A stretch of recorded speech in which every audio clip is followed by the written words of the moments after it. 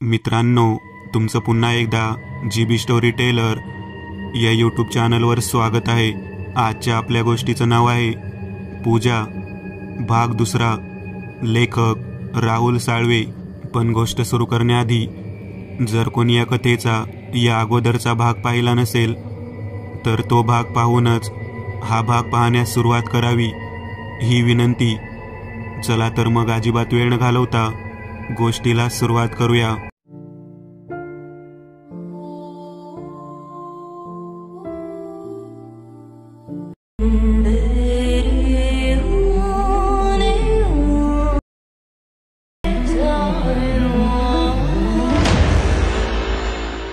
सावित्री क्षणभर सुन्न झाली।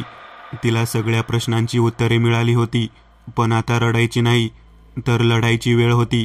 आता सुरुवात कुठून करायची ते सावित्रीला कळत नव्हते। त्या स्त्रीचा निरोप घेऊन सावित्री निघाली। तिचा आशीर्वाद घेतला। मुली, जरा जपून ग, माझा आशीर्वाद आहे तुझ्या पाठीशी, काही गरज लागली तर नक्की सांग, असे ती म्हणाली। सावित्रीने निरोप घेतला। ती तडक वाड्याकडे निघाली। मजल दर मजल करत, अंदाज काढत ती वाड्याजवळ आली। आपण किती दिवस बेशुद्ध होतो हे पण तिला माहीत नव्हते। ती वाड्याजवळ आली तर तिला वाडा पूर्वीसारखा दिसत नव्हता। ती वास्तू पूर्ण काळवंडली होती। ती सुंदर दिसणारी झाडे मलूल दिसत होती। काहीसा कुबट वास येत होता। ती तडक वाड्यात शिरली। प्रत्येक भिंत जीर्ण दिसत होती। घरात कोणीही दिसत नव्हते। कुठे गेले सगळे? ती जरा घाबरत पावले टाकत होती। एके ठिकाणी तिला रडण्याचा आवाज ऐकू आला। तिने धाडकन दरवाजा उघडला। सर्व कुटुंब एका ठिकाणी बसले होते, रडत होते। प्रत्येकाच्या चेहऱ्यावर भीतीचे सावट होते। तिला पाहता सर्वच दचकले। तू जिवंत आहेस आणि तू पूजा पण नाही केलीस ना?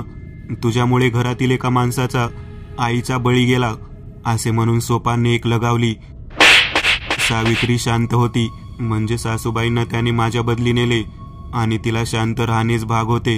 हे बघ सुनबाई, काही ती पूजा करून घे, नाहीतर एक एक करून सगळ्यांचा बळी जायचा। हो मामांजी, मी पूजा करते, पण 2 दिवस तर द्या मला। ठीक आहे, 2 दिवस आहे तुझ्याकडे, म्हणजे तू शांत होईल, सावित्रीचे सासरे म्हणाले। सावित्री रात्र व्हायची वाट पाहत होती। अजून 2 दिवस होते तिच्याकडे। तिला वाड्यात गुदमरल्यासारखे होत होते। आता तिला जेवणाची शुद्ध नव्हती। तिला खंजीर शोधायचा होता। कुटुंबातील सदस्य काय करतायत यावर तिचं लक्ष नव्हते। ती पूर्ण वाडा फिरत होती।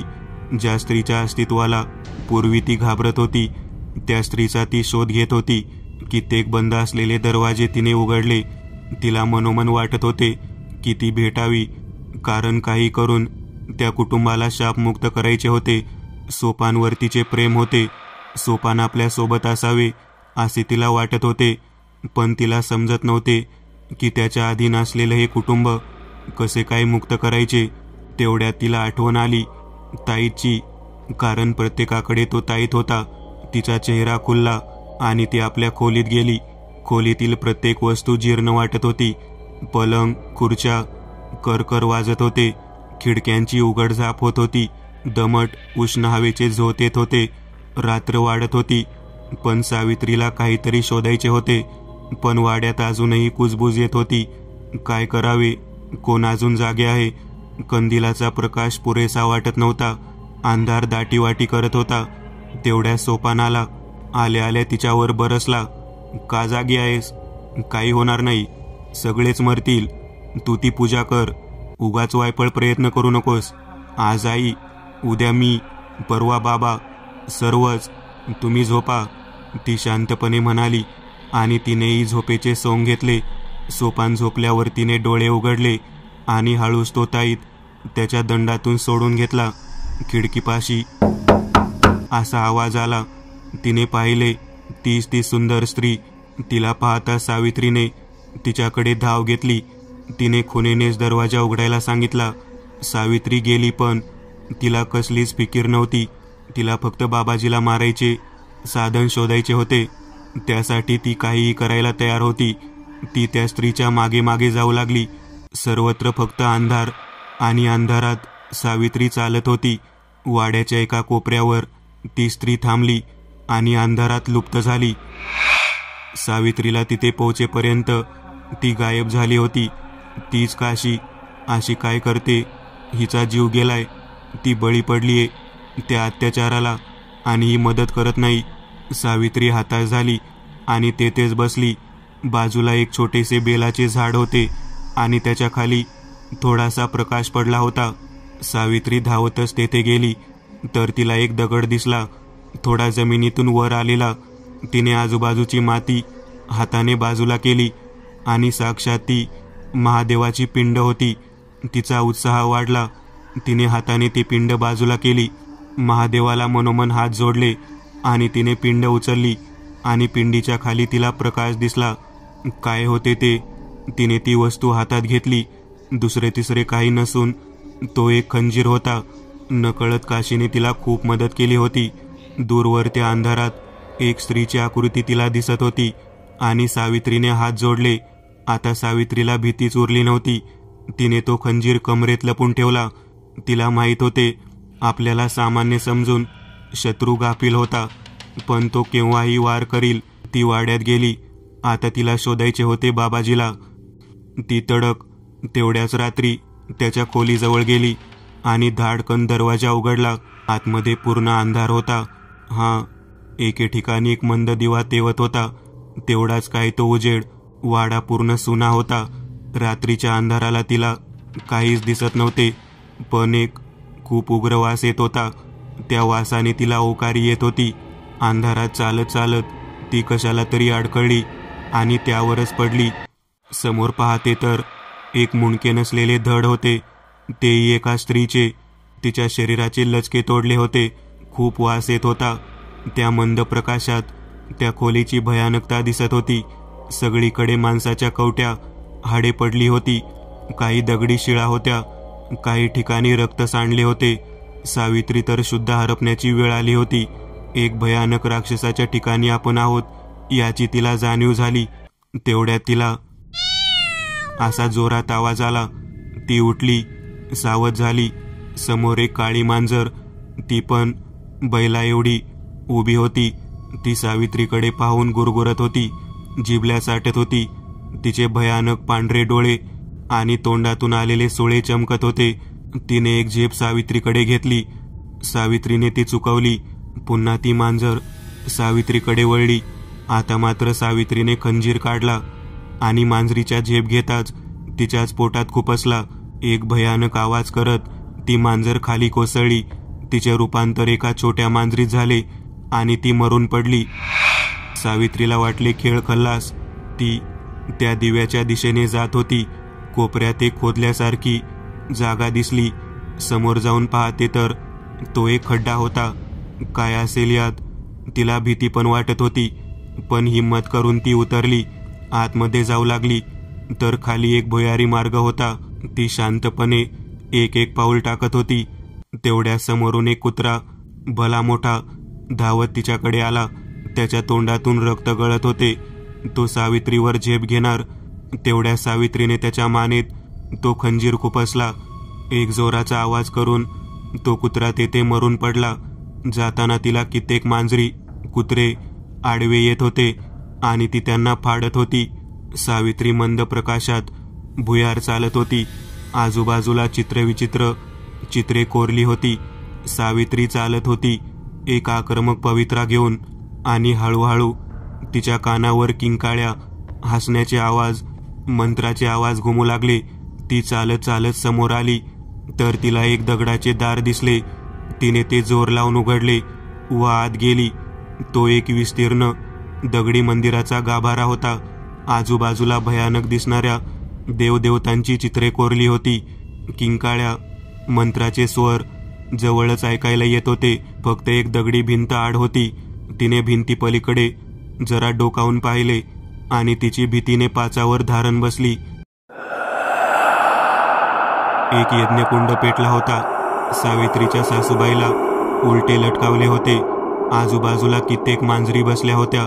एका बाजूला सोपान व सर्व कुटुंब बसले होते, तेही हाताश होऊन. हे तर झोपले होते, इथे कसे? बाबाजी पाहिला तर एक जीर्ण हाडाचा सांगाडाच दिसत होता. त्यावर लोंबलेली काळी कातडी, ते लाल डोळे आणि ते तोंडातून आलेले सोळे. तो आपल्या नखांनी त्या उलट्या टांगलेल्या शरीरावर वार करत होता आणि आलेले रक्त चाटत होता. कधी जोरात मंत्र म्हणे, गोल फिरे, त्या यज्ञात काही बाई टाके, आणि होणाऱ्या जखमेने ती स्त्री आर्त किंकाळत होती. त्या मांजरी देखील जिबल्या चाटत होत्या. कधी एकदा आपण तुटून पडतो असे त्यांना झाले होते. बाबाजी, बाबाजी, सावित्री येऊन जोरात ओरडली. अनपेक्षित आलेल्या आवाजाने बाबाजीने तेथूनच आपली मान वळवली. समोर आलेल्या सावित्रीला पाहताच तोही क्षणभर भांबावला. तू? माझी शिकार आहे तीच आली, ती 1 दिवस आधी, असे आसुरी हास्याने बाबाजी बोलू लागला. त्याने तेथील एका छोट्या मांजरीला उचलले. तिला कुरवाळत त्याने सावित्रीवर फेकले. सावित्रीने तिला चुकवले. ती मांजर भिंतीवर जाऊन आदळली. बाबाजी खवळला. एवढी हिंमत? तू एक स्त्री आहेस, हे विसरू नकोस. आज दाखवतेस तुला स्त्री काय असते. आजपर्यंत कित्येक स्त्रियांचे बळी दिलेस तू. जिला टांगले तिला सोड आणि माझ्याशी सामना कर. आज तुझा बळी मी देईल. हो, मग आधी माझ्या मांजरीशी लढून दाखव, असे म्हणून बाबाजीने डोळे बंद केले. जा, माझे डोळे उघडायच्या आत हिचा फडशा पाड. जा. त्या मांजरीने एक आक्रमक पावित्रा घेतला. त्याचा आकार वाढत गेला आणि त्या त्वेषाने सावित्रीवर धावला. सावित्रीने आपल्या जवळील खंजिराने त्यांच्यावर वार करण्यास सुरुवात केली. जिच्यावर वार होत होते ती मांजर कोलमडून खाली पडे. सावित्री आपल्या जवळील शस्त्राने त्यांच्यावर घाव घालत होती. अखेर काही वेळाने सर्व शांत झाले. सावित्रीही जखमी झाली होती, पण मांजरीही मरून पडल्या होत्या. फक्त एक मांजर बाबाजी जवळ होती, पण बाबाजी तसाच होता. याचा प्राण असलेली मांजर कुठे आहे? बाबाजीने डोळे उघडले आणि एक जोराची गर्जना केली. त्यांचे रूपांतर एक भयानक आकारात झाले. ना तो प्राणी वाटत होता, ना मनुष्य. त्याचे डोके एका मांजरीचे होते. सर्व अंगावर केस उभे राहिले होते.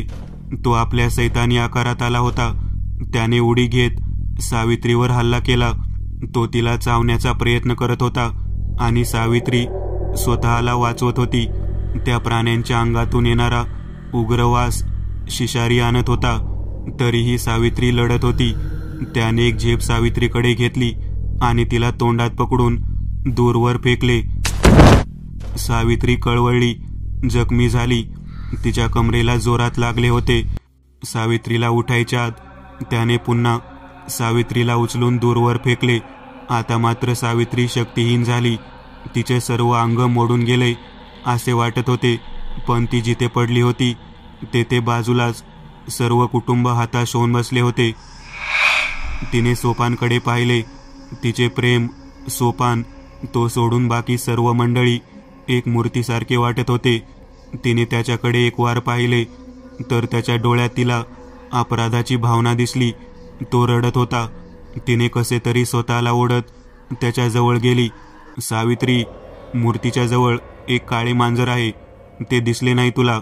या खंजिराने त्याचा खात्मा कर, तेव्हाच बाबाजी मरेल. तो पटकन म्हणाला.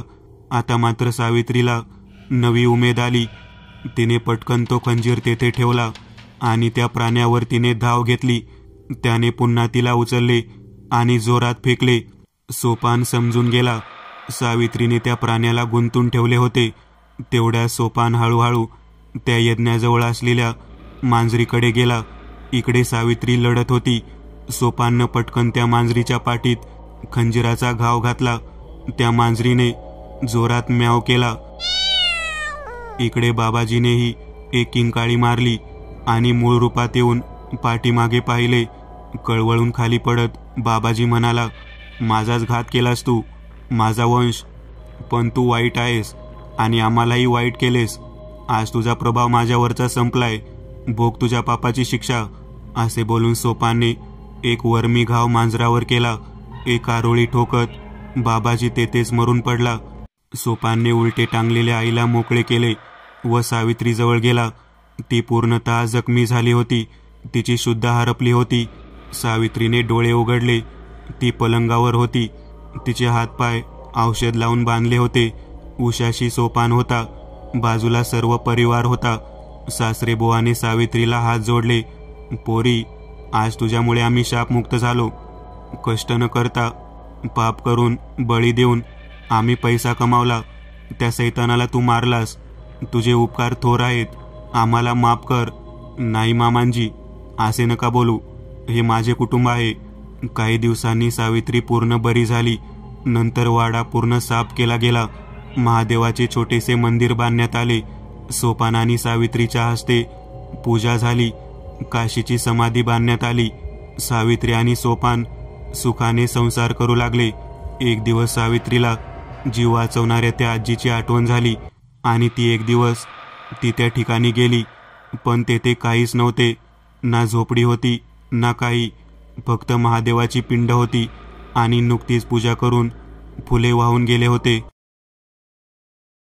मित्रांनो, आज पुरतं एवढंच. तुम्हाला जर काही गोष्ट आवडली असेल तर नक्की लाईक करा.